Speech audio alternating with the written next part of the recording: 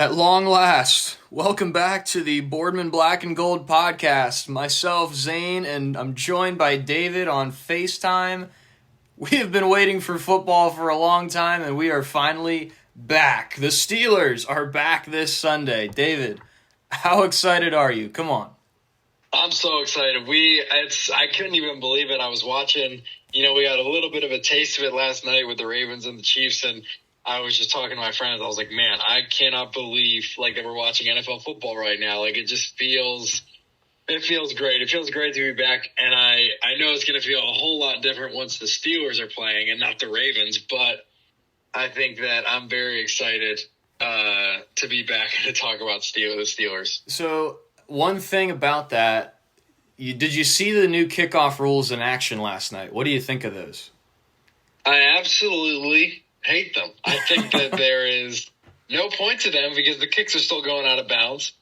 And now they're starting at the 30-yard line, so they make two big plays, and they're already in field goal range. And I think that it was all wrong, and they should take it back before Sunday and say, forget it never happened, and just go back to normal. Well, I think that might have played into the Ravens' drive at the very end, because I'm pretty sure Butker kicked it out of bounds, or he kicked it through the end zone, and the Ravens started at the 30, and then they drove down the field. They almost had the winning touchdown. It was, right, by an inch or so with Likely's foot. But, it is interesting because, that's an extra 5 yards. Who knows if they actually get that 5 yards, and maybe that 4-yard throw is now instead a 10-yard throw.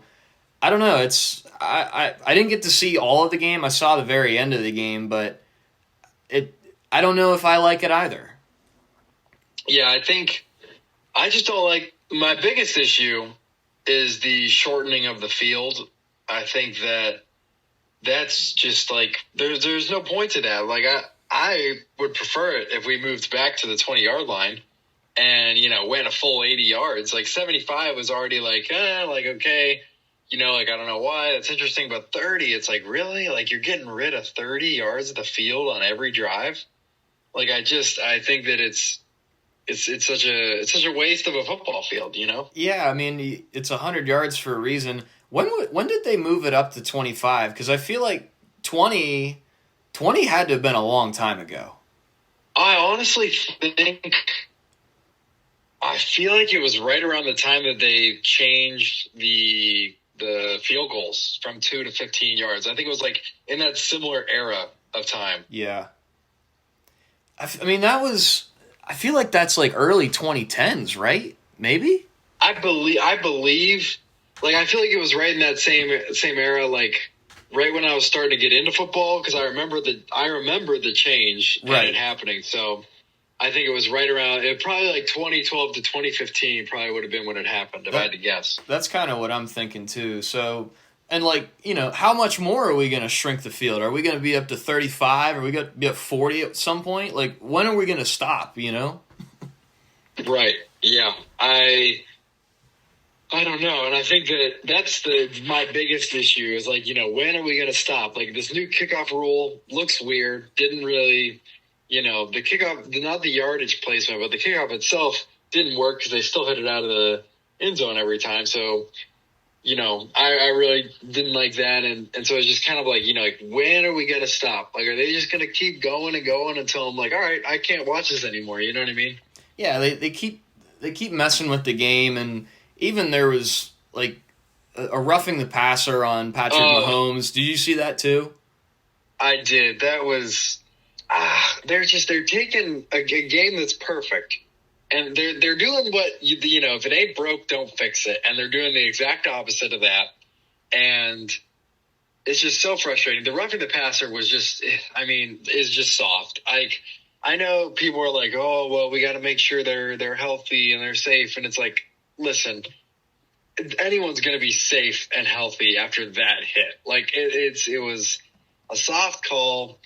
And, the whole night, too, there was so many penalties throughout the whole game, and it was just it was hard to watch at times. And so it just makes me nervous, and I hope that the fans are loud enough to let them know, just stop messing with a great game.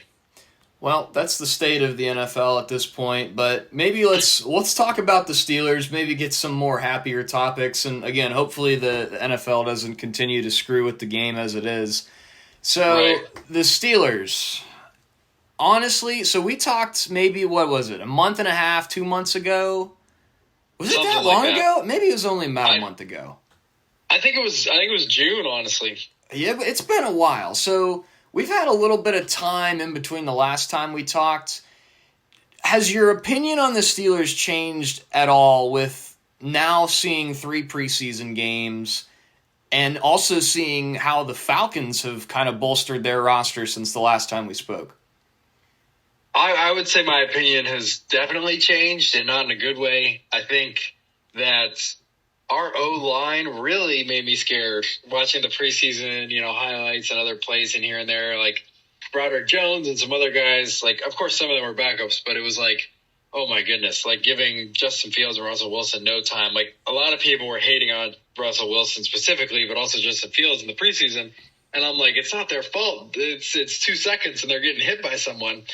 And so the O-line really made me nervous. And then Mike Tomlin just finds a way to annoy me. They were talking, I'm sure we'll talk about this a bit, but, Russell Wilson's calf as of recently, and they asked him a question. They were like, if Justin Fields plays, like, does this change, like, how you guys game plan for the week? Or, like, does that do anything? And then he was like, no. And it's like, I'm sorry? Like, these are 2 completely different quarterbacks. One, like, scrambles, runs around, moves around, and the other one is like an older guy who kind of stays in the pocket. Like, you should have a different game plan for both of these guys because they're so different.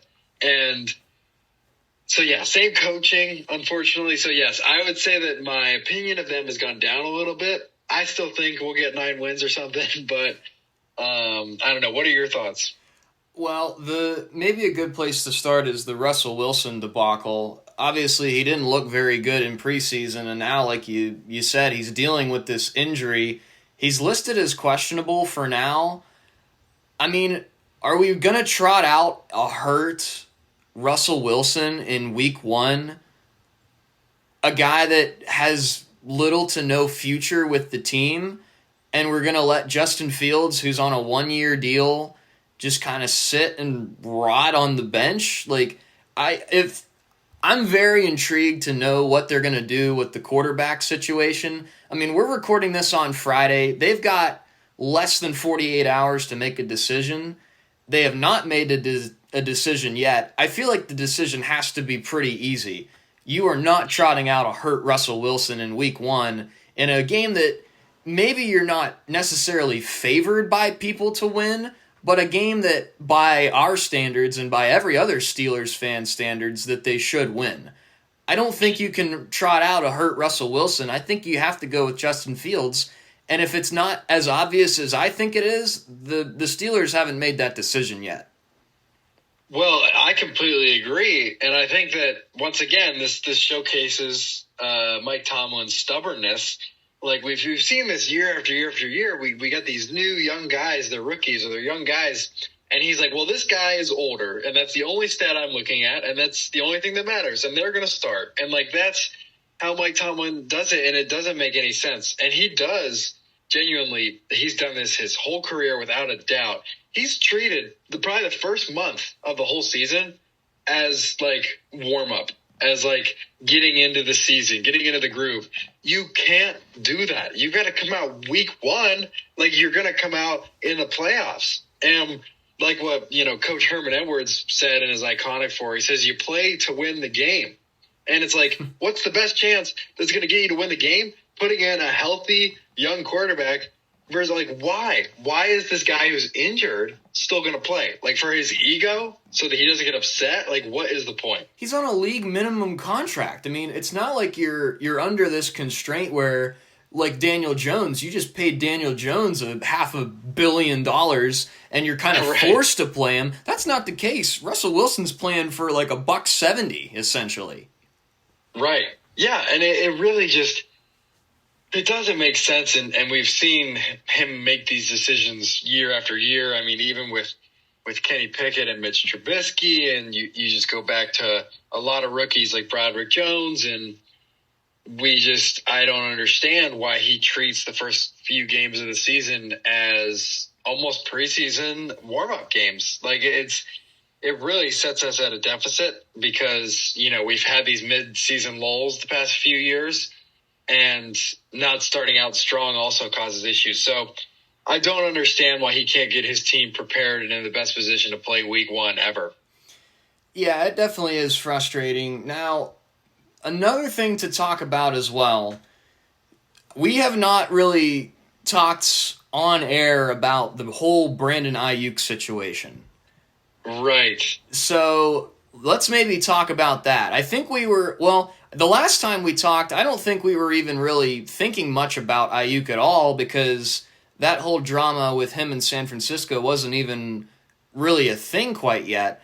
And now we see the whole deal where Ayuk pretty much was just holding San Francisco by a string and pretty much just I really don't even know what he was doing, but he ends up signing this contract extension with the Niners, and now the Steelers are left with George Pickens, Van Jefferson, Calvin Austin, and Scotty Miller as their starting wide receivers, and our second-round pick, Roman Wilson, is out for this week.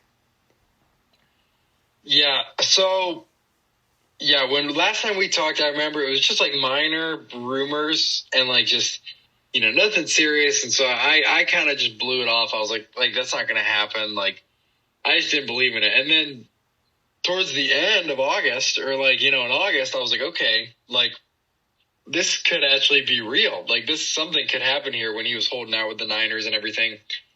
And I was talking about it with my dad and just some other people, and it was kind of like a pro and con. Yes, we need that tool and that weapon. But also, he's just going to cost a ton of money. And money that I don't know if we necessarily have. And so I think that in the long run, it is good that we didn't get him, even though short term would be great. But the reason why I think it's better we didn't get him is because I don't think we're a Super Bowl caliber team. And the only reason why I think we should go out and spend that money is if we thought we could go win a Super Bowl now with him. Because, our wide receiver room, I'll be honest, looks a little bleak. Who knows? I'm hoping they shock the world and, put up good games. But I think we're really going to emphasize the run game, getting Pat Freiermuth and George Pickens, and then hopefully the other guys can play their roles. Well, and then other thing, too, just announced today, Freiermuth has a 4-year extension now, I think worth around $11-12 million a year. Oh, Did you see that? I did not see that. I deleted Instagram, so I'm missing a lot. Okay. But, that's interesting. I'm not sure how I feel about that, but man, I wish he could play a full season first and then, see if he's worth the contract. But, I mean, who knows? Maybe he'll perform this year because the contract's out of the way. Sure. And, I mean, he was good in his rookie season. I think there's a lot to like there. And he was top 10 in terms of league-wide in his rookie season in pretty much every single category you can think of in terms of tight ends. So you give him a shot. It was a little expensive. I think he's deserving of it, but I like the idea. I think it's good to lock him in long-term. And then, again, we talked about this before. When you lock in core pieces long-term, then you can go and address the places where you're thin in a lot of places, which right now is the wide receiver room.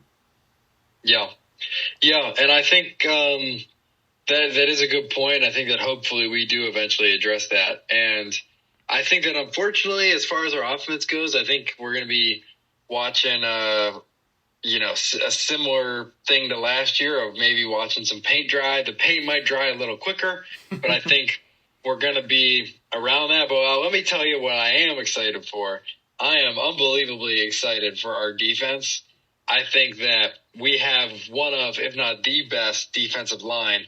And, oh my goodness, I was so unbelievably excited when I heard this. Cam Hayward signed his extension. Yeah. So thank goodness he's not going to Cleveland or anything, because that would have been horrible. Yes, absolutely. I was interested to see your thoughts on the Hayward extension. I believe was that yesterday or 2 days ago? I think it was very recent because a friend told me I'm unbelievably excited because, I love him. He's from Ohio State. I'm an Ohio State fan.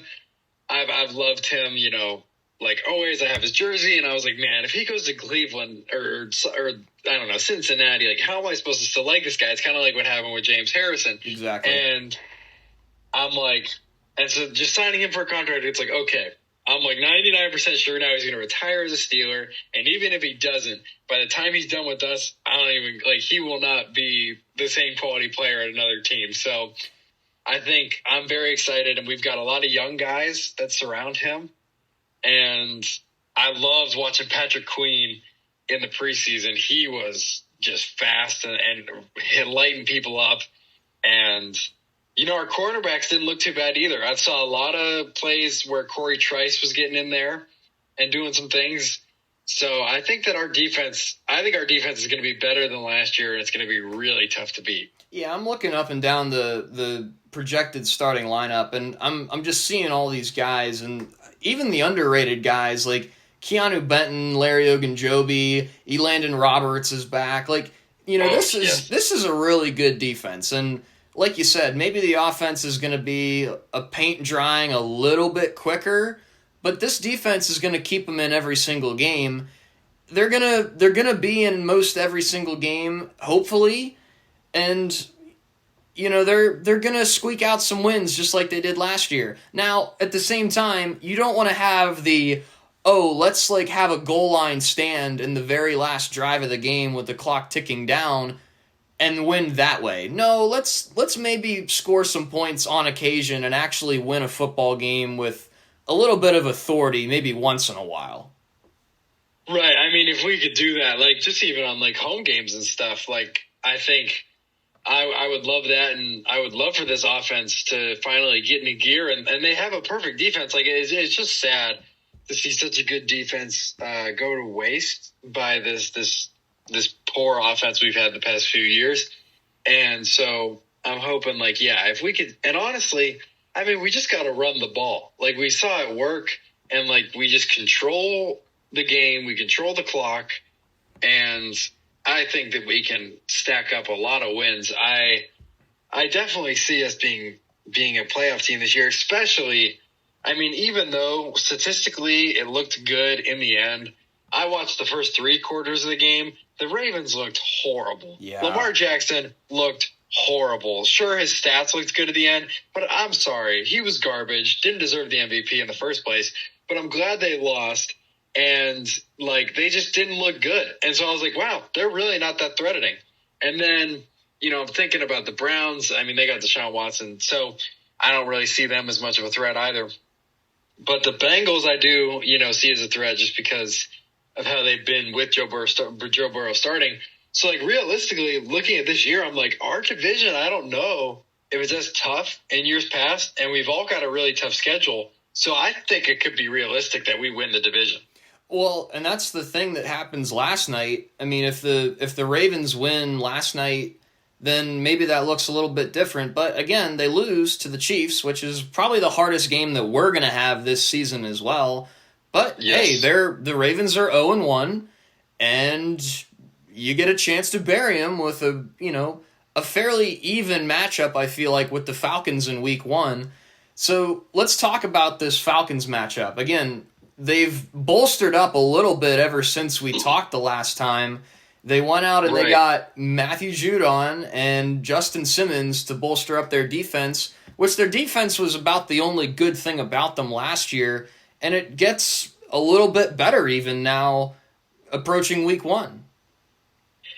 Right. I think this is going to be a very even, tough matchup. I think I would say honestly, even with our offense, with the Falcons offense, I think it's similar and let's not expect too much different here. I think that, yes, Kirk Cousins, I love Kirk Cousins. He's my favorite, non-Steeler. But it's not like it's Tom Brady going over to the Tampa Bay Buccaneers. He, has only one playoff game. So I think that you're not going to get much, especially in the early stages of a different output as to last year. My biggest concern is Bijan Robinson.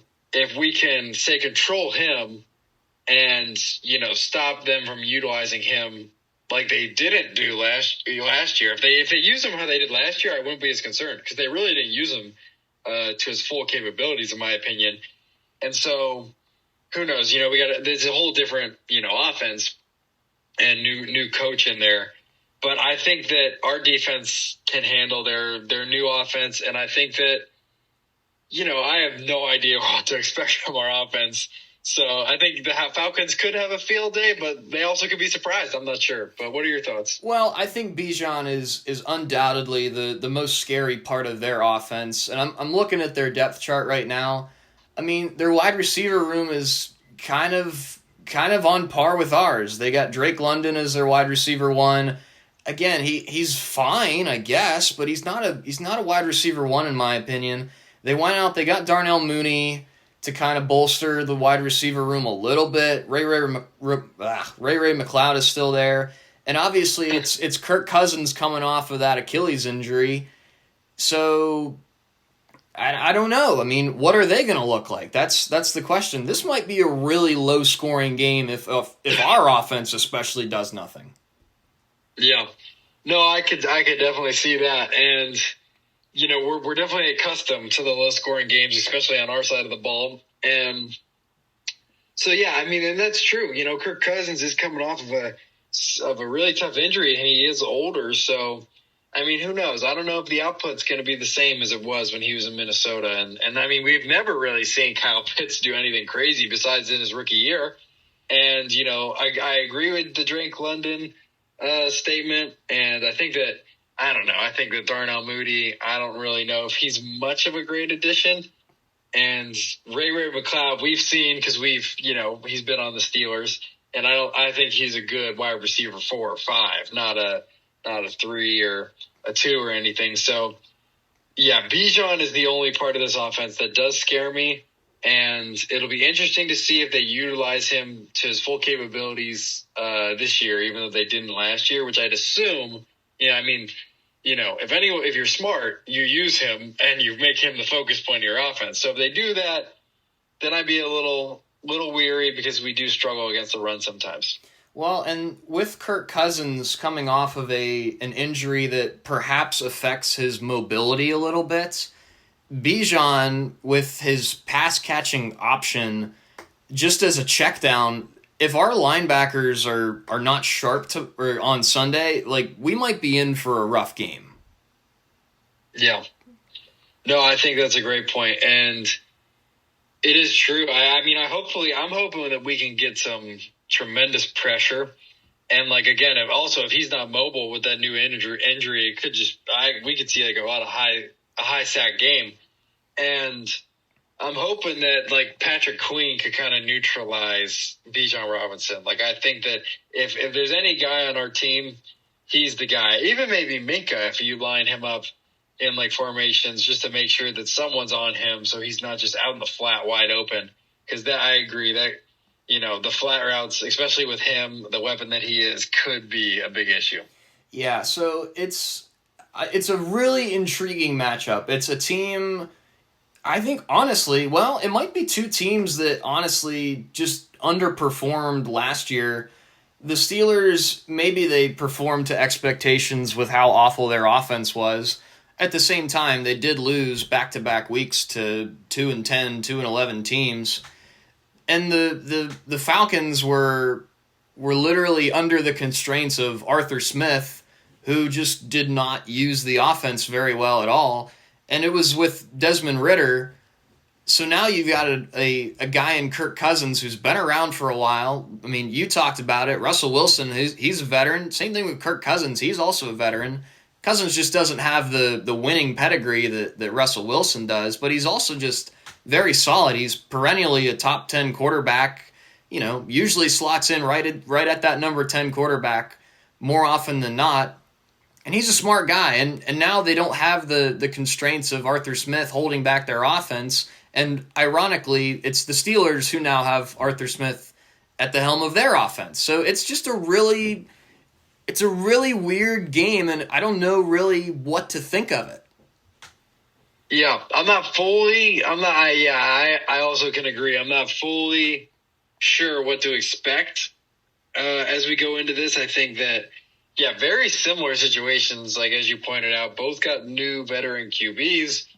Both have different offenses. However, our offense might look similarly to theirs last year. And, yeah, I'd say that they definitely underperformed. However, I have to disagree. I think that we definitely overperformed last year. There were so many games where I was like, how the heck did we have 10 wins last year? I have no idea. But, yeah, I think it'll be interesting. I'm not quite sure, like I said, what to expect. However, my prediction, I don't know a score yet, but I'm going to go with the Steelers. I'm going to say we win this one. Did you say that a month and a half ago when we first talked? I believe so. I don't know. I don't know for sure. I might have to go back in the records and find that. Yeah. Yeah, I think I did say win, but I don't know. I feel like I said win. Which is uncharacteristic of you anyway. So, I mean, we were pretty much polar opposites on the entire schedule. And honestly, I think my opinion I think you had more wins than I did, honestly, right? I think that you ended up having 10 and I had 11. Yeah, which I might even be down to 9 now with the developments that have happened in the last month. But I mean, I really have no idea what's going to happen. It's going to be one of those games where you walk in there and you see what happens. It's gonna come down to the running game. Who's going to have a better game, Bijan or Najee? And you add Warren in there as well. And then, okay, so here's the other thing I want to say before maybe we make some score predictions. How much do you think George Pickens is going to be a part of the offense? Like, is he going to be the guy this year?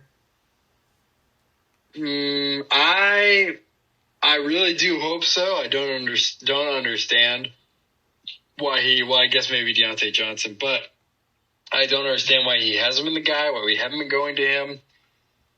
And, I mean, hey, Russell Wilson's track record, he had Courtland Sutton in Denver, and then, obviously in Seattle, he kind of always had a guy, especially when DK Metcalf showed up.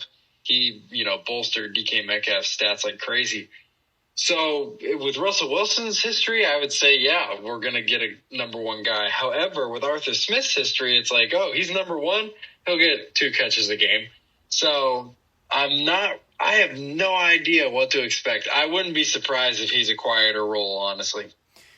All right, so with that out of the way, I'm going to give my official score prediction. I'm going to say it's going to be 17-6 Falcons win. Okay. I think the offense sputters mightily, and I'm practically begging them to prove me wrong. But until they prove me wrong, I am very skeptical of this offense once again, which is so unfortunate given how awful it was last year.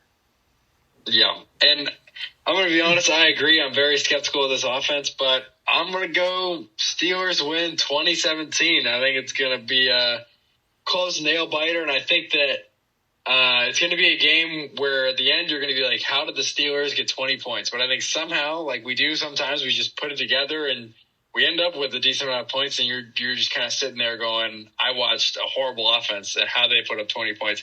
I think it could be something like that. I think it's going to be just really close. I think it might be a sloppy football game, if I'm being honest. I think so, too. And by the way that you're talking, I got a feeling that you're thinking of defensive touchdown at some point. I am, yes. I'm thinking like defensive touchdown. I'm thinking just, errors on both sides. And I'm also thinking, this starting at the 30-yard line, I'm like, well, field goals might be way more of an option, especially, with both of us having Younghoe Koo and Chris Boswell, 2 great kickers. So I was originally going to say like, oh, maybe like 17-13, but I was like, let's add some field goals, add some more points to that.